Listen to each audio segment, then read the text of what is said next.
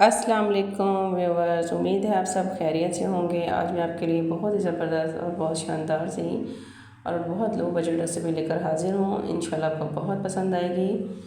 चलिए जी शुरू करते हैं। बिस्मिल्लाहिर्रहमानिर्रहीम। सबसे पहले मैंने ये 1 कप चावल लिए हैं और इनको आपने भिगोकर अच्छी तरह से धोकर ये देखिए इनको साफ़ कर लेना है। अब जो नेक्स्ट स्टेप है, दूध तकरीबन 1 से 1.5 किलो मैंने दूध लिया है। ये 1.5 किलो के करीब है। इसको मैंने गर्म किया था। ये देखिए इसके ऊपर इतनी अच्छी ज़बरदस्त ये भलाई आ चुकी है और ये भलाई उतार कर हमने साइड पे रख लेनी है। और इसका मैं आगे चल के आपको बताऊंगी हमने इस भलाई का क्या करना है। अब जो चावल मैंने भिगो कर रखे हुए थे, अगर आप इसको कुछ देर रखना चाहें तो रख लें, अगर नहीं तो आप इसको इसी तरह भी गला सकते हैं। ये तकरीबन जो चावल था मैंने 10 मिनट के लिए भिगोए थे। अब इनको मैंने कढ़ाई में ऐड कर लिया है। ये देखिए तकरीबन 1 कप चावल थे तो इसके अंदर 4 से 5 खुला पानी मैंने इसके अंदर लेना है, और ताकि जो हमारे चावल हैं वो अच्छी तरह से गल जाएं। ये देखिए ये चावल के अंदर मैंने पानी जो है वो और ऐड कर दिया है। अब हम इसको ढकना लगाकर तकरीबन पकने के लिए रख देंगे। ये देखिए 10 से 15 मिनट के अंदर अंदर ये जितना पानी था तकरीबन चावल भी उसी पानी में फूलकर उतने हो चुके हैं। ये देखिए कितने ज़बरदस्त और कितने खिले खिले से हमारे चावल जो हैं बिल्कुल गल चुके हैं अच्छी तरह से। अब इनके अंदर कुछ चीज़ें ऐड करूँगी, वो मैं आपको बताती हूँ। जिसके अंदर सबसे पहले ये देखिए ये मैंने इलायची 3 इलायची ऐड की है सब्ज़, और इसके बाद मैं काली खजूर है मेरे पास बहुत ही ज़बरदस्त, और तकरीबन 4 से 5 अदद मैंने वो ऐड कर दी हैं, और 10 से 15 अदद मैं इसके अंदर बादाम ऐड करूँगी। और इनको थोड़ी देर इसके अंदर हम पकाएंगे ताकि जो इनका टेस्ट खजूर का है और इनका अच्छी तरह से इसके अंदर शामिल हो सके। और इसके बाद हम इसको ये देखिए जी ये तकरीबन इनको 5 मिनट के लिए मैंने इसको पकाया है। अब हम इनको एक अलग बाउल में निकाल लेंगे, और ये दूध जो मैंने रखा था मलाई उतार कर, वो 1.5 किलो दूध मैंने इसमें कढ़ाई में डालकर फ्लेम ऑन कर दी है। अब जो मिक्सर था वो मैंने बाउल में ऐड करके रखा हुआ था। ये देखिए तकरीबन ये ठंडा हो चुका है। अब हमने इसको एक ग्राइंडर जग में डालना है। ये देखिए ये हम इसके अंदर जो खजूर मैंने ऐड की है इससे इसका कलर बहुत ही खूबसूरत बहुत ही ज़बरदस्त आएगा। आप एकदम इस रेसिपी को ट्राई करके देखिए। इंशाल्लाह आप बाकी तमाम ये मीठी रेसिपी भूल जाएंगे। बिल्कुल इसी को आप बनाकर खाना चाहेंगे, और ईद पर भी आप इसको आराम से बनाकर खा सकते हैं।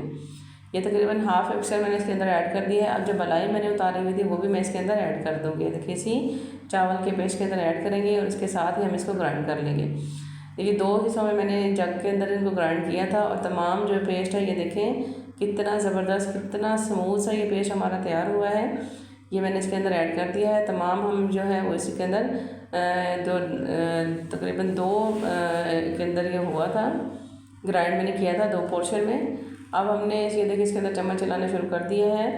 बहुत ही हमारी ये टेस्टी, अभी से इसका थिकनेस देखें कितनी ज़बरदस्त है और बहुत ही गाढ़ी सी बनी है। फ्लेम हमने इतनी रखनी है कि हमारी जो खीर बन रही है ये उबाल के बाहर ना आए, बिल्कुल ज़बरदस्त सी हमारी ये रबड़ी सी खीर बनकर तैयार हो।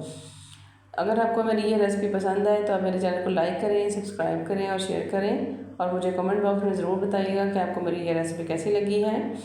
बहुत कम लो बजट में मैंने ये रेसिपी शेयर की है। ईद है, अगर आप ये 2 कतरे पहले मैं इसके अंदर ये ऐड करूँगी केवड़ा एसेंस के, और अब हमने इसको पकने के लिए छोड़, तब तक हम इसको पकाएंगे कि इसकी थिकनेस जो है वो अच्छी तरह जिस तरह खीर की हो जाती है इस तरह हो जाए। अब ये देखें जी तकरीबन ये हमारी खीर काफ़ी हद तक हमारी पक चुकी है, और इसको तब तक हमने पकाना है कि तब तक ये अच्छी तरह से थोड़ी सी गाढ़ी ना हो जाए। बहुत लो बजट बहुत ही फ्रेंडली ये हमारी ये रेसिपी है। आप इसको एक दफ़ा ट्राई करें।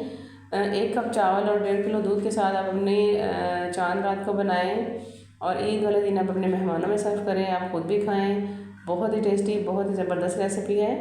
ये देखिए तकरीबन ये हमारी खीर काफ़ी हद तक गाढ़ी हो चुकी है, और चीनी आपने अपने हिसाब से लेनी है, अपने टेस्ट के मुताबिक आप जितनी इस्तेमाल करते हैं। और ये देखें जी तकरीबन हमारी खीर काफ़ी हद तक ये देखें गाढ़ी हो रही है। आपने इसको हल्के हाथों से चम्मच चलाते रहना है ताकि जो हमारी खीर है वो नीचे ना लगे। ये देखें खाड़ी होती जा रही है, और इसमें ये छोटी छोटी जो खोए की गुठलियाँ हैं वो बनती जा रही हैं।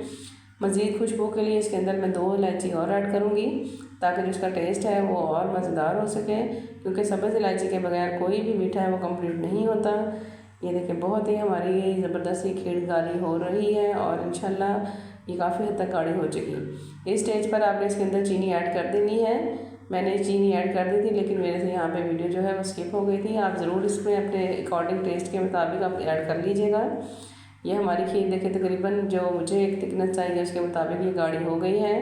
अब हमने ये देखिए इसको ठंडा होने के लिए थोड़ी देर के लिए रखेंगे और उसके बाद फिर हम इसको बाउल में निकाल लेंगे। ये देखिए गर्म है, अब ये तकरीबन थोड़ी ठंडी हो चुकी है, ये थोड़ी और गाढ़ी हो गई है।